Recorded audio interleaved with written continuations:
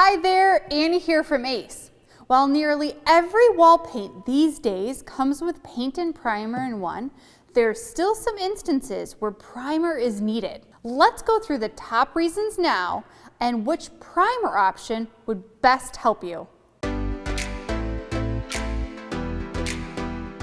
First, let me say primer is not the time to skip reading the labels. From oil to water-based, you want to make sure the primer and paint work together.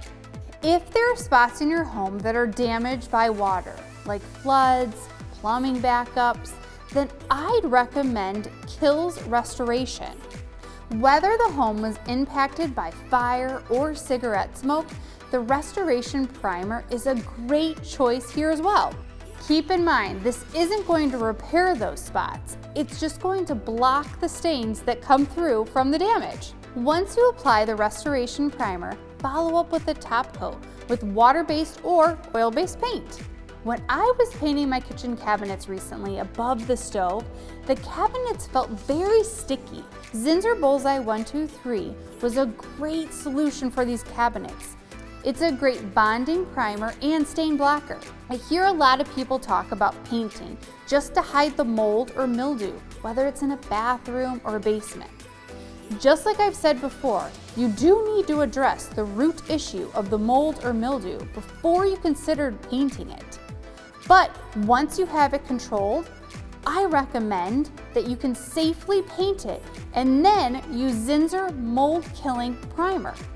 This primer includes an antimicrobial, exactly what you need to prevent the growth of any mold, mildew, or any fungal organisms that might be under the paint film. Rust is a common problem when painting outside. Applying Zinsser Bullseye 123 in the area will provide the rust inhibitive coating. Not only will this help you repaint things like railings and piping, but it will also inhibit the rust from coming back. Whether it's an act of vandalism or a mistake you made on a project, spray paint can be disguised if you got it on the surface that it shouldn't be. For a priming project, we turn to Zinsser Bullseye 123 Plus because this primer will trap the stain and provide a film over the spray paint, allowing it to be repainted after being primed. After applying 2 coats of this primer, it was like it was never there. While paint and primer in one does a good job of covering up dark colors, sometimes you need to do up to 3 coats of paint to cover it up. Try Dark Tint Primer.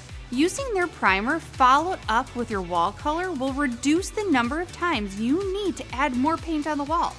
This primer can be tinted also, so you can add the exact wall color to this primer, reducing the chances of a second or third coat, and it dries within an hour. Who doesn't love that? There you have it. If you want to see how I painted those cabinets and how it turned out, stick around. That video is coming up next.